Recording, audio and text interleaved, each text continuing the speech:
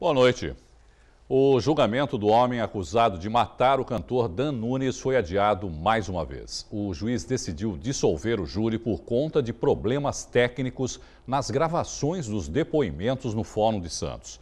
Agora a nova data ficou para o próximo dia 24, às 9 da manhã. Tiago Batista de Barros é assassino confesso do músico. Chupeta, como é conhecido, responde preso pelo crime. Nós acompanhamos toda a movimentação no Fórum de Santos pela manhã. Amigos e familiares da vítima chegaram ao fórum antes mesmo das portas abrirem, por volta das 9 da manhã. O pai de Dan Nunes estava abalado. Hoje eu estou um pouquinho pior. E aí, é isso, estamos aqui esperando aquilo que eu falei da outra vez. Um dos conceitos de justiça talvez seja a reparação, né?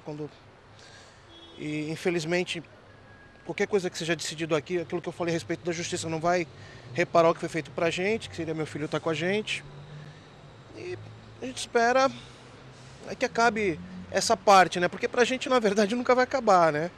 O advogado de defesa do assassino confesso chegou por volta das 10 horas da manhã. Ele explicou que não vai tentar a absolvição do cliente, mas sim a redução da pena. A qualificadora é do motivo torpe, né? E por meio que impossibilitou a defesa da vítima.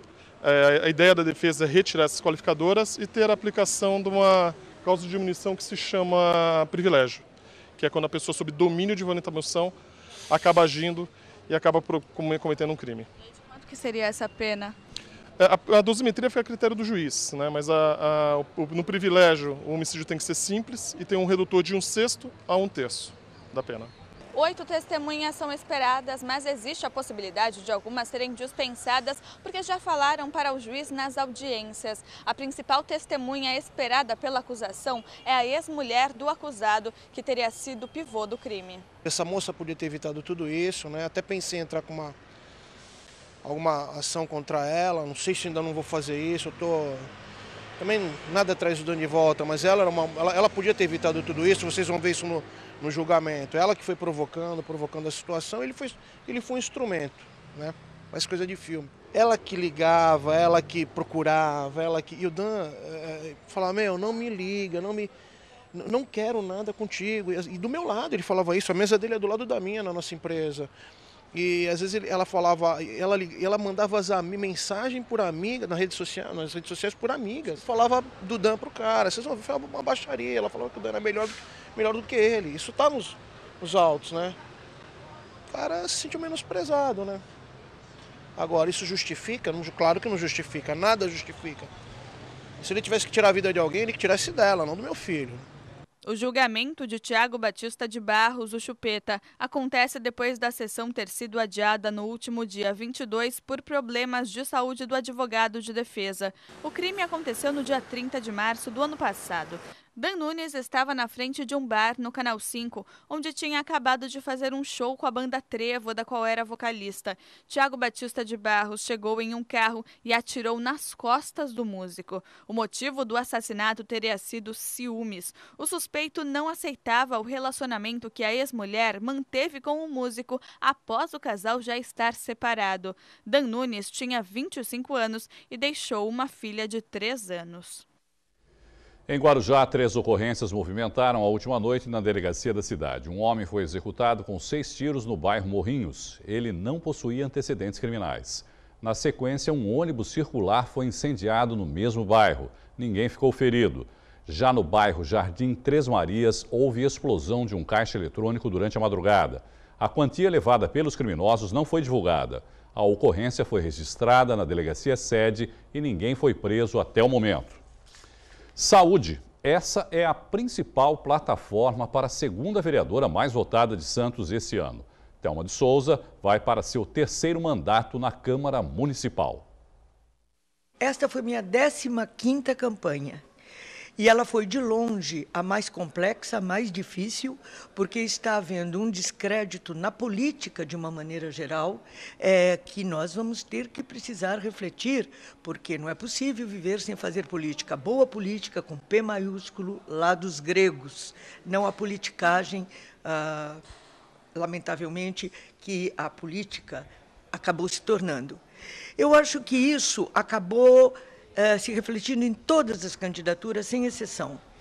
E eu tenho, por pertencer ao Partido dos Trabalhadores, eu tive um trabalho redobrado, porque, evidentemente, nos coletivos que existem, religiosos, esportivos, de mídia, temos que saber quem teve erros, quem não teve. O time inteiro não pode ser penalizado porque o goleiro engoliu um frango. De qualquer maneira, eu entendo que, no meu partido, ou em qualquer partido, quem errou, que seja julgado e que pague os seus erros. Eu não fiz. Agora, a expectativa para essa próxima legislatura que começa em 2017, você voltando ao cargo que você se elegeu lá em 1982, na tua primeira participação eleitoral. Vou pautar o meu debate como vereadora, principalmente na saúde, não tem jeito. Quem fez as policlínicas, quem lutou contra a AIDS com êxito e quem fez outra plataforma humanitária para a saúde mental tem que estar na questão da saúde. Sendo professora, sempre estarei na questão da educação, mas cidadania, direitos humanos, a questão da mulher e principalmente a saúde serão as minhas plataformas básicas. Na última legislatura nós não tivemos mulheres na Câmara, né? Você é a única nessa daqui. Como é que você vê isso? Participação de 5% aí nas câmaras da região de mulheres. Eu estou um pouco acostumada, desde que fui vereadora, depois prefeita, depois deputada estadual, antes de prefeita, deputada estadual, prefeita, deputada federal, e voltando depois a vereadora, deputada estadual, novamente vereadora. Eu penso que a questão da mulher é uma questão de direitos humanos. E, como direito humano, tem que estar dentro do arcabouço da democracia. É tão democrático a questão da mulher quanto a questão dos índios, a questão da diversidade sexual, a questão dos negros, a questão das minorias. E é por isso que, dentro deste bojo, eu acho que ainda é difícil a mulher ser eleita. Porque, além de vocês, homens, não terem vindo para dentro da casa para lavar, passar, cozinhar, que é terrível, nem nós estamos querendo muito, nós ainda temos a questão da gravidez, do aleitamento, que nós não podemos postergar nem passar adiante. Isso é um processo de cumplicidade que mulheres terão que levar aos homens. E cada vez mais os homens têm respondido aos nossos anseios e, principalmente, a nosso compartilhamento nas relações de poder.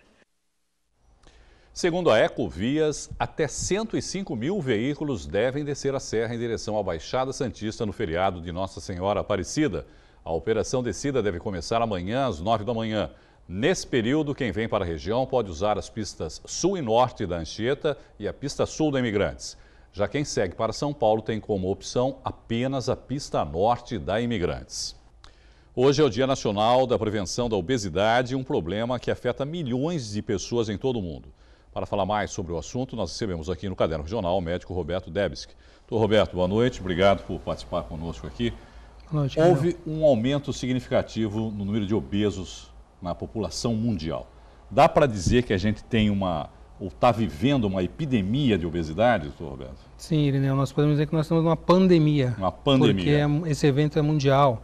E existem dados do próprio CDC americano, Center for Disease Control, eles têm gráficos mostrando desde 1985 para cá, ano a ano, a evolução por estado, por cor, de índice de obesidade. Então você vê aquilo num crescente, parece aquelas epidemias virais que vão se espalhando assim, quando a gente vê nos filmes, né? Então a questão da obesidade realmente ela vem aumentando ano a ano no nosso país, em todo o mundo. Mais ou menos há 2 anos atrás, 2014, 2015, nós já passamos de 50% da população com sobrepeso e obesidade no Brasil. Em que momento a pessoa pode ser considerada obesa? Então, a obesidade ela tem alguns parâmetros de avaliação. Talvez o mais comum deles, não o mais completo, mas é um indicador, é o índice de massa corporal, o IMC. Quando você tem o IMC acima de 30, você já é considerado no nível de obesidade grau 1 inicial. E essa obesidade acima de 35, grau 2, acima de 40 é o grau 3, que é chamada obesidade mórbida, né, que tem até indicação de cirurgia e outros tratamentos mais radicais. A gente sabe, por exemplo, nos Estados Unidos há uma grande preocupação também em relação a isso, e é perceptível, né, nos americanos, muito obesos, né? Mas principalmente talvez pelos hábitos alimentares que a gente sabe dos americanos, né? Muita gordura, muito bacon, principalmente muitas coisas. Esse é o principal motivo de as pessoas se tornarem obesas, ou seja, a alimentação é o principal fator, e que outros fatores podem levar à obesidade, doutor Roberto? Não, a obesidade ela é multifatorial. A gente pode dizer que a alimentação talvez seja o principal fator, é claro, porém não só ela. O sedentarismo crescente no mundo, não só a alimentação, mas o tipo de alimento e não principalmente as gorduras, como você citou, Sim. E era uma ideia que as gorduras seriam o principal vilão da obesidade, mas não, são os carboidratos. O principal vilão da obesidade, principalmente os carboidratos refinados, que é os derivados de açúcar, farinhas brancas, né? Então esses são causadores. Quando você come muito esse tipo de alimento, há um pico de insulina no organismo, e a insulina ela faz com que o organismo acumule gordura. Se açúcar também, né? Se transforma em gordura corporal, exemplo. Exatamente. Tudo que você come de carboidrato, principalmente, se transforma em gordura. O corpo acumula gordura e a gente não tem um limite para acumular gordura no organismo, porque isso é algo genético, isso vem da nossa ancestralidade, né? Você imagina que os homens das cavernas, eles comiam de vez em quando tivesse uma caça ou quando coletassem algo. Então o nosso metabolismo, ele foi adaptado para que tudo que a gente adquirisse e se alimentasse fosse seguro no organismo. Então hoje que a gente tem uma alimentação dizem, por farta... exemplo, é ruim ficar muito tempo sem comer, na verdade, porque o organismo acaba interpretando isso como vai haver falta de alimentação, então vou me preservar e também não vou queimar essa energia. Exatamente. Quando você come, fica muito tempo sem comer, o organismo interpreta isso como um jejum. Ele começa a queimar gordura, claro, né, para criar energia, para transformar em energia, você entra no metabolismo cetogênico. Mas esse nosso metabolismo é feito para adquirir todas as calorias necessárias, porque não sabe, como se fosse assim, não sei quando vai ter comida novamente. Só que a comida está em todos os lugares, né? E o tipo de alimento que nós temos, esse alimento é altamente rico em carboidrato refinado, em gorduras saturadas, altamente palatável, quer dizer que tem um sabor que as pessoas comem e gostam de comer. Então, esses fatores em conjunto, a obesidade, o estresse, as doenças metabólicas, esses multifatores geraram isso hoje que a gente tem como epidemia de obesidade. Tem aumentado também, eu não sei se existem números, o senhor pode me informar a respeito disso, a obesidade infantil, doutor Roberto. Quer dizer, o número de crianças que estão se tornando obesas é muito maior hoje, não era tão comum a gente ver, hoje a gente vê muito. Esses fatores todos que o senhor citou também são os fatores que acabam afetando as crianças? Também, talvez até mais as crianças, porque os alimentos são... As crianças, desde cedo, elas são introduzidas a esse tipo de alimento. Então, são fast food, refrigerantes, doces, balas, não é? E como esses alimentos têm um sabor que é agradável, que estimula o circuito de recompensa do cérebro, as crianças também vão gostar, né? Então, aí pela facilidade desses alimentos também. Totalmente, né? Eu já presenciei muitas vezes pais dando para bebês na mamadeira refrigerante. Então, isso é algo assim que deveria ser evitado o máximo de tempo possível. Não acostumar a criança desde pequena com esse tipo de alimento. Porque se você introduzir cedo, ela perde aquele parâmetro do sabor do alimento natural, que não é tão chamativo. E deveria ser aquele que é o escolhido. E também tem a questão de modelar. A criança modela o que ela vê na casa, né? Então, se os pais comem um tipo de alimento, ela vai querer também. Não adianta os pais falar, olha, tem que comer verdura, filho, e eles não comem. Ou não pode tomar refrigerante, eles tomam. Então, o modelo é muito forte. O modo como se alimentam também, muitas vezes, as pessoas comem distraídas no celular, ou vendo alguma coisa sem conversar, sem saber realmente o que estão comendo, comem automaticamente. Então, todos esses fatores do mundo moderno, que existem muitas coisas boas no mundo moderno, claro, mas existem coisas que a gente deveria observar e trabalhar para transformar. A questão da alimentação tem que mudar para uma alimentação mais consciente. Né? Somente a partir dessa mudança, desse ponto de transformação, na maneira como a pessoa se alimenta, o que ela escolhe, é que isso vai poder mudar. É que às vezes os médicos, os pesquisadores deixam a gente meio maluco às vezes, viu, doutor Roberto? Porque assim, o ovo era ruim, agora é bom, o açúcar era ruim, agora é bom também. Há momentos e momentos, né? Agora as farinhas brancas são ruins, quer dizer, a gente também às vezes fica meio perdido nessa...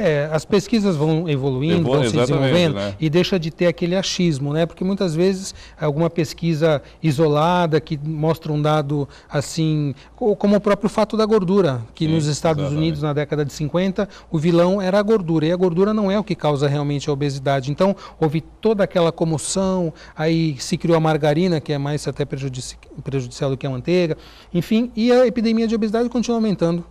Então a gente vê que as pesquisas precisam evoluir, a gente precisa ter dados confiáveis em que se basear, e não somente, olha, eu acho que isso aqui é desse jeito, aí todo mundo vai seguindo uma instrução errada. A obesidade é uma doença, mas que causa outras doenças também. Ela é uma porta.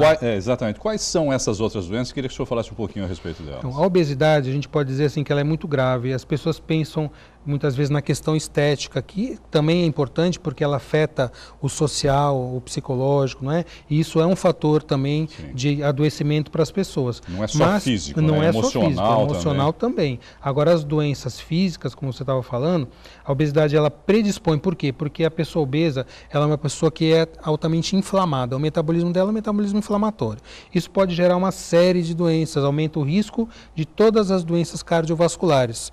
Então, hipertensão arterial, dislipidemia, que é o aumento do colesterol, do triglicéride, o risco de derrames, o risco de infarto, né, as doenças metabólicas como diabetes, alguns tipos de câncer, problemas osteoarticulares. Então, a gente vê que no centro de toda uma série de doenças crônicas, a obesidade é um dos fatores desencadeantes ou predisponentes, pelo menos.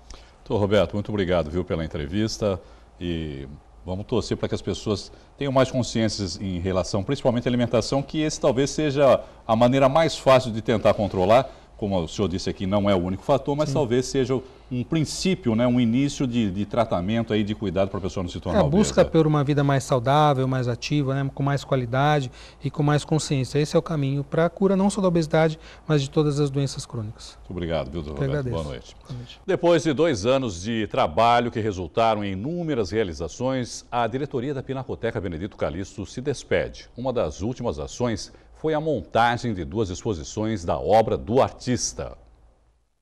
Essa imagem é de um quadro de Benedito Calixto feito em 1922, que está na Bolsa Oficial do Café. Mostra a Vila de Santos em 1822. A partir dessa obra vieram outras, mostrando detalhes da cidade na época. São 14 pinturas que estão em exposição na Pinacoteca, que leva o nome do artista.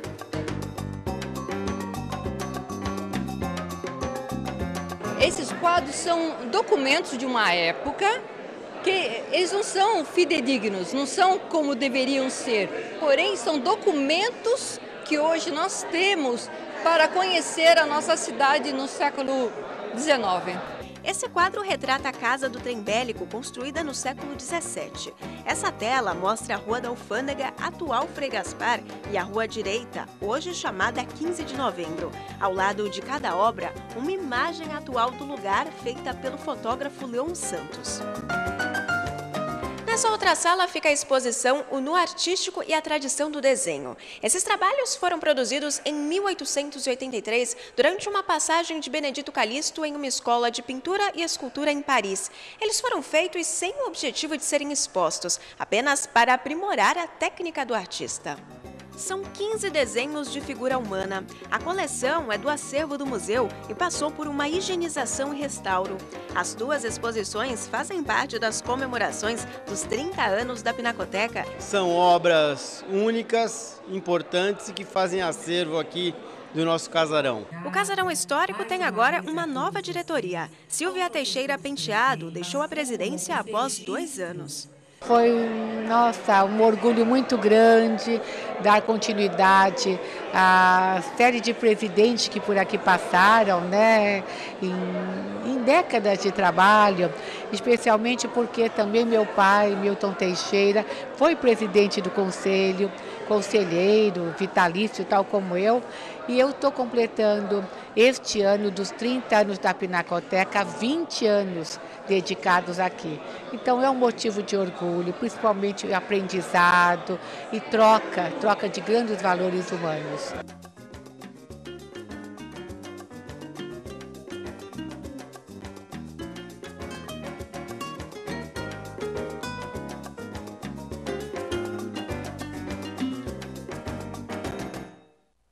Terezinha Calçada Bastos é a nova presidente da Fundação Pinacoteca Benedito Calixto. Renata Viegas ocupa a vice-presidência.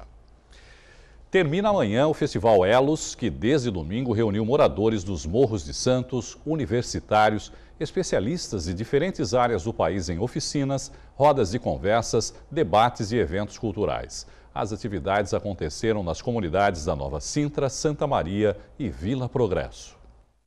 Olha só as cores e a beleza no mural pintado por quem participou da atividade. O grupo retratou a paisagem do Morro da Nova Sintra. A oficina foi comandada pelo artista plástico paulista Paulo von Poser, conhecido pelo envolvimento em causas sociais e intervenções urbanas. Esses pontos de observação são muito interessantes porque te trazem uma perspectiva completamente diferente. Isso, vamos dizer assim, de certa maneira, amplia a sua capacidade de observação, seu olhar também para a cidade, né? E é uma visão do porto também. Bom, eu que venho muito da Serra, é muito bonito você ver essa entrada da cidade e também esse ângulo para a Zona Noroeste, né? Que é inusitado para a gente, né? Muitos dos participantes do festival também não conheciam os Morros Santistas. A gente só fica na nossa zona de conforto, que é ali as praias, o centro, o Gonzaga, e pouca gente conhece os morros. E para mim foi uma surpresa porque eu também não conhecia. E de repente você descobre um outro mundo aqui, né? Os morros se conectam. A gente começa a ter uma percepção de vida entre essas conexões, né? Não só entre os morros, mas as pessoas, como elas vivem aqui, e, enfim, a expressão artística e também a expressão enquanto comunidade dessas pessoas foi uma descoberta incrível. Este outro grupo visitou vários pontos das comunidades. O objetivo é criar um roteiro para atrair turistas e desenvolver o comércio local. Um dos lugares escolhidos foi este bar, conhecido pela diversidade de cachaças artesanais e pela feijoada. Todo o patrimônio paisagístico, patrimônio construído e todo o patrimônio imaterial, dando a possibilidade de amanhã ou depois as pessoas virem conhecer a tão rica beleza, paisagem e cultura e saberes e toda a história das pessoas do Morros de Santos. A gente vai reunir os empreendedores locais, gastronomia, artesanato, todos os comerciantes, para que possamos trazer os turistas e conhecer um pouquinho da cultura local, um pouquinho de como vivem as pessoas aqui. Tem vários empreendimentos aqui que valem a pena ser visitados e tenho certeza que qualquer turista vai ficar encantado com a cultura aqui dos Morros. Esta é a primeira edição do festival promovido pela ONG Elos, que trabalha com desenvolvimento de talentos há 16 anos. A programação começou no sábado e vai até amanhã. Então a gente teve oficina de horta comunitária, teve horta com as crianças, aliás as escolas super participaram, então as crianças tiveram várias atividades, oficina de capoeira, de horta, contação de história, maracatu. Hoje é o dia que a gente vai falar sobre os sonhos delas, ainda em cada comunidade. E durante a noite a gente teve palestras, mesas redondas na verdade, né? Ontem foi incrível, foi uma mesa só de boas experiências de trabalho com comunidade. Então a própria Unidos dos Morros contou a história, como é que eles tiveram essa ideia de unir todos os morros, né? A Unidos ela trabalha com gente das 19 comunidades dos morros. Como parte do festival, daqui a pouco, às 9 da noite, o grupo Quiloa se apresenta na sede da Escola de Samba Unidos dos Morros, na Avenida Doutor Prefeito Antônio Manuel de Carvalho, 2562. E começa amanhã em Santos o Valongo Festival Internacional da Imagem. A abertura será às 4 da tarde na Oficina Cultural Pagu. Quem tem os detalhes é a repórter Ione Furukawa. Essa é a primeira edição do festival. E para falar mais com a gente sobre esse projeto, eu estou ao lado de um dos diretores do festival, Iatan Canabrava. Olá, Iatan, explica para a gente como que funciona esse projeto. O projeto é uma junção de fotografia, cinema, vídeo, imagens técnicas, imagem em geral.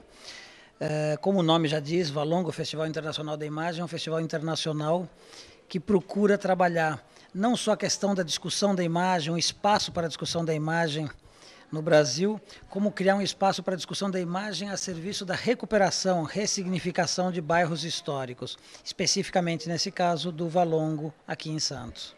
E o que a população vai poder conferir nesses 5 dias? Nós temos 10 exposições da programação oficial de exposições, umas 8 das programações paralelas. Nós temos 14 conferências, debates, palestras. E nós temos 600 vagas em workshops, que ainda sobram algumas poucas. Quem correr ainda pega 1, 2, 3 vagas aí em alguns cursos.